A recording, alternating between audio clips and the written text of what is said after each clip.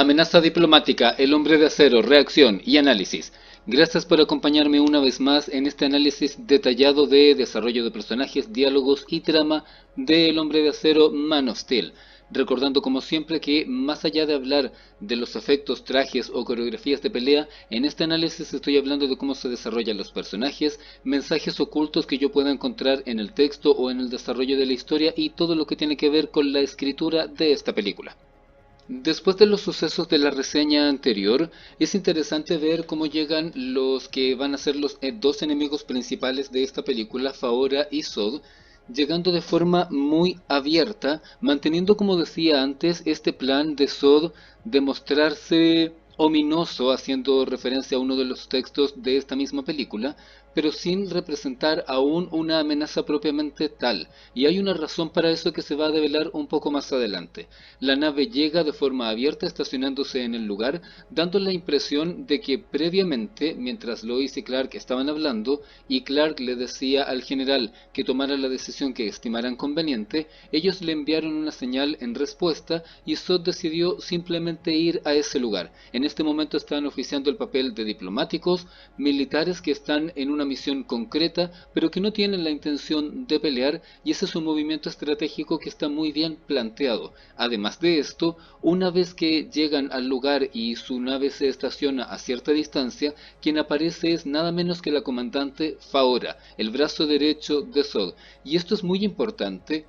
porque si bien podría parecer que Zod está delegando, lo que está haciendo es marcar territorio en alguien en quien confía 100%. Y me gusta mucho cómo se presenta esto, porque Faora es un personaje que representa muy bien esa fidelidad absoluta que va a ser muy importante cuando veamos más adelante en la película lo que ocurre con las motivaciones de los personajes y que tiene que ver también con el origen al principio en la secuencia de Krypton. Faora es un personaje que está completamente preparada y 100% dispuesta a realizar la misión que se le ha encomendado, y en este caso corresponde llevarse a Kal, independiente de cuál sea el objetivo que haya entre ellos. Faora, como una mujer muy bien preparada, llega, presenta sus saludos a Clark y en un movimiento muy inteligente de su parte, después de saludarlo, lo ignora por completo y va a hablar con el general a cargo, algo que deja sorprendido a Clark, porque como Clark es básicamente un humano y es un granjero, no está al tanto de cómo funcionan las políticas y las estrategias militares, y eso es una muy buena muestra de por qué el poder no sirve de nada si no se sabe cómo utilizar. Y eso es algo que va a perseguir a Clark durante bastante tiempo en esta película y en la siguiente. Él tiene muchos poderes, ha aprendido a utilizarlos, pero todavía le falta saber en qué momento aplicarlos de forma correcta o no. En el siguiente segmento, y como la mujer muy profesional que es, tenemos a Faora diciéndole al general que Zod quiere que Lois vaya junto con ellos, y luego de un breve enfrentamiento de decisiones, Lois termina aceptando ir junto con ellos, internándose en la nave que los va a llevar hacia la plataforma que está en el espacio y que va a tener bastante importancia a futuro. Lo curioso y que me llama mucho la atención en este punto es que Clark tenía una idea muy cuadrada y muy básica de qué es lo que supuestamente iba a pasar. Zod había dicho que querían que le entregaran a Kal, y él fue y se entregó, y sin embargo en este momento Zod quiere algo más, y él no parece ser realmente tan fundamental dentro de ese plan. Lo llevan a la nave, lo saludan, lo reciben, pero aún así hay algo que a él se le está escapando. Por suerte, hasta ese punto, Clark ya tenía la suficiente desconfianza en Zod como para haberle entregado la llave de la nave a Lois, que es algo que Zod en ese momento no sabe que ocurrió. Momentos después tenemos a Clark experimentando bastante sufrimiento debido a la atmósfera de la nave, porque como él se crió en la Tierra no tuvo tiempo de acostumbrarse a la atmósfera de Krypton, mientras que eso mismo está ocurriendo con sus enemigos. En esta parte hay que decir que hay una falla en los planes de Zod, porque él estaba seguro de conseguir lo que quería, adelantándose a las ideas de Clark y asumiendo que él, como un criado en la Tierra, no iba a tener la información suficiente como para poder prevenir sus planes. Zod da por descontado que va a poder obtener cierto elemento de manos de Clark, adelantándose a cualquier cosa que él pueda hacer sin haber tenido en cuenta que Clark, como humano, ya tomó la precaución de ser desconfiado de él porque no lo vio como alguien que tuviera una actitud transparente. Y en ese sentido hay un juego que es una especie de paradoja, porque yo dije en otra reseña de Man of Steel que una de las debilidades que tiene Clark es que es demasiado confiado, pero al mismo tiempo esa puede ser una de sus fortalezas, porque el hecho de que él crea en la humanidad y que tenga por naturaleza la capacidad de creer en los demás, le permite advertir quizás con más facilidad que otras personas cuando alguien no está siendo transparente. Y en este caso hay que remontarnos a lo que ocurrió antes. Él había estado tratando de encontrar a su familia y a su origen desde muy joven, hasta que logró realizar el descubrimiento al principio de la película, y lo que él habría esperado era que alguien se acercara a él, mientras que eso no ocurrió. Además de esto, tuvo la ayuda de lo que ocurrió con la inteligencia artificial de la nave, que le advirtió que Zod era alguien que podía ser peligroso. Y eso es muy útil para el desarrollo de la película, porque la inocencia de Clark le habría permitido caer en los planes de Zod, pero al mismo tiempo él tiene la enseñanza de sus padres de aprender a hacer lo correcto, y él en este caso hizo caso a sus instintos e hizo un salto de fe, pero también hizo caso a sus instintos y dejó la llave en manos de alguien más en vez de conservarla en su poder. Lo siguiente es una de las secuencias más interesantes que tiene la película por la correlación que hay entre esta y cosas que ya ocurrieron y además otras que van a suceder a futuro. Hay un elemento de siembra y cosecha que está muy bien desarrollado en esta parte, y es que cuando Clark entra en contacto con la atmósfera de la nave de Zod, pierde el conocimiento por no estar acostumbrado a ella y tiene una suerte de visión en donde está hablando con Zod. En esta visión, Zod le explica de forma resumida que la destrucción de Krypton, de la cual tuvimos conocimiento al principio de la película, fue la responsable de su liberación de forma indirecta, debido a que todo el aparataje técnico que rodeaba la zona fantasma en donde él, Faora y los demás fueron encarcelados, dependía de forma vital para seguir funcionando de la tecnología de Krypton. Al colapsar el núcleo del planeta, producto del trabajo que realizaron los mismos kryptonianos, el planeta fue destruido y cualquier tecnología asociada a él quedó desconectada. Cuando hablo de tecnología me refiero a dos cosas principalmente que van a quedar en evidencia en esta película, que son la zona fantasma con tecnología literalmente enlazada al planeta y además los puestos de avanzada a los que hizo referencia Jor-El al principio de la película y la inteligencia artificial al interior de la nave posteriormente. Lo que quiere decir que todos los kryptonianos que estaban en estos puestos de avanzada en distintas zonas del universo terminaron muriendo porque su fisiología no estaba habituada a la atmósfera de otros mundos y al cortarse la conexión directa que existía con Krypton a través de la distancia galáctica se quedaron sin ese oxígeno y por lo tanto terminaron muriendo. De forma paralela, la zona fantasma cortó su enlace con lo que tiene que ver con Krypton y eso permitió que Zod y Faora pudieran presenciar las esquirlas y la destrucción planetaria que estaba casi enfrente de ellos. Es una paradoja porque por una parte ellos habían sido condenados por atentar contra la política del planeta y el castigo les permitió sobrevivir a la destrucción del planeta. Quiero recordar también que yo dije en la primera sección, en la dedicada a Krypton de esta película, que tanto Zod como Jor-El en circunstancias distintas podrían haber sido colegas e incluso amigos. Sin embargo,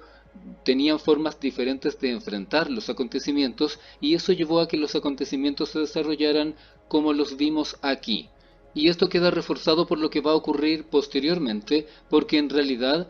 en este segmento se da a entender que Zod en realidad no es que quiera a Kal-El propiamente tal, más allá de lo que ocurrió al principio, él lo que quiere es cumplir su misión, y como se mencionó durante los eventos anteriores, las personas en Krypton estaban predeterminadas para cumplir una función específica. Eso quiere decir que tenemos a Zod y a Faora con una misión concreta que no pueden cumplir porque no pueden proteger un planeta que no existe. Sin embargo, Jor-El al principio de la película tomó el códex con toda la información genética de todo el planeta y lo escondió en la cápsula que trajo a Clark a la Tierra, lo que significa que estos personajes tienen nuevamente la posibilidad de reconstruir Krypton y ejercer como protectores para cumplir la misión para la que el propio Krypton, que ya fue destruido, los creó. Si bien podría parecer que se trata de personajes que son muy básicos por el hecho de tener solamente un objetivo, demuestra cómo es que estas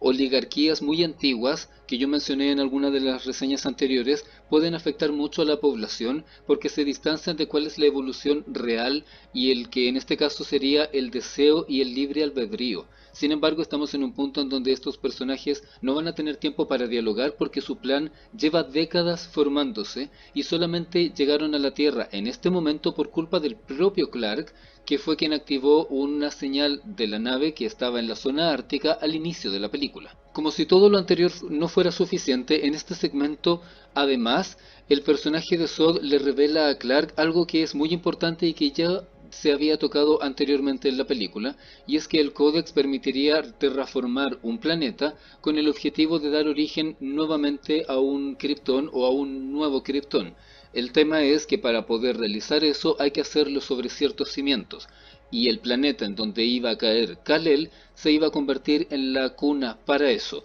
Y es por eso que yo he mencionado antes en esta serie de análisis que Man of Steel es una película que explora mucho las zonas grises, porque tenemos a un personaje que se enfrenta a situaciones que no son absolutas. Si bien es cierto que Jor-El hizo referencia en más de una ocasión al libre albedrío y a que cada uno hiciera lo que quisiera, él de todas maneras había estado como científico de cierta manera del lado de que la raza kryptoniana se mantuviera viva.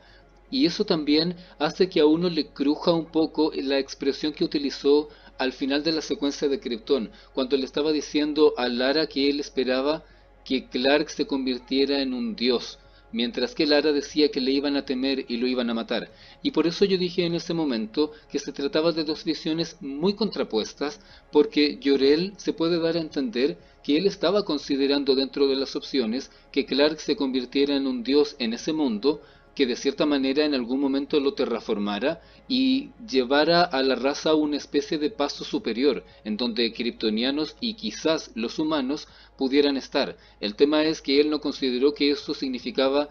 terminar realizando las mismas acciones que está realizando Zod en el presente. Este punto que estoy mencionando en este momento me parece relevante porque baja a la tierra las características de los personajes y hace que podamos entender de una forma más clara cómo es que todo lo que mencioné antes acerca de la manipulación genética y la forma de decidir por sobre los demás afectó a los personajes. Tenemos al personaje de Jor-El, que genuinamente se podía ver que tenía un buen interés, pero no advirtió ciertas consecuencias de sus propios actos, mientras que en la otra mano teníamos al personaje de Lara preocupada del destino de su hijo, sin pensar más allá en las consecuencias. Y desde ese punto de vista tenemos una zona gris que es más humana y que permite establecer que sí, que hay personajes que pueden tener errores y que pueden demostrar conductas que tal vez no sean las apropiadas, pero que pueden tener un contexto diferente o que se pueden remediar más adelante. Y esto lo que tiene que ver con las acciones y las consecuencias de Jor-El, de Lara, de Marta y de Jonathan van a ser algo que va a estar presente de forma permanente en la historia de Clark a futuro. Para finalizar también quiero mencionar que todo lo que ocurre en esta zona y el hecho de mostrar personajes mucho más humanos, que no son estereotipos de buenos y de malos, puede ser uno de los elementos que ha hecho que hayan personas que consideren que esta película no está bien desarrollada. Y eso es porque Superman a lo largo de los años ha sido representado de forma muy plana, siempre como un personaje que, como mencioné en algún momento, es inocente, tiene esperanza, pero no se plantea de la forma apropiada para el contexto actual en el que estamos, y solamente algunas ficciones han tenido la valentía de hacerlo, y pienso que finalmente eso es lo que determina una ficción como algo que pueda generar empatía con el público, porque en este caso estamos viendo un personaje que te desafía a cuestionar qué es lo que estás viendo. No puedes decir que Zod y Faor están en el lado de los malos y Jor-El y Lara están en el lado de los buenos, porque tal vez hay decisiones que son contradictorias o que pueden enfrentarse a consecuencias que sean negativas o esperadas. Sin embargo, al mismo tiempo todo esto es lo que hace que los personajes sean queribles porque son tridimensionales y hay más en ellos que solamente un símbolo. Voy a dejar la reseña de hoy hasta este momento, recuerda darle me gusta, suscribirte y nos encontramos muy pronto en un nuevo video.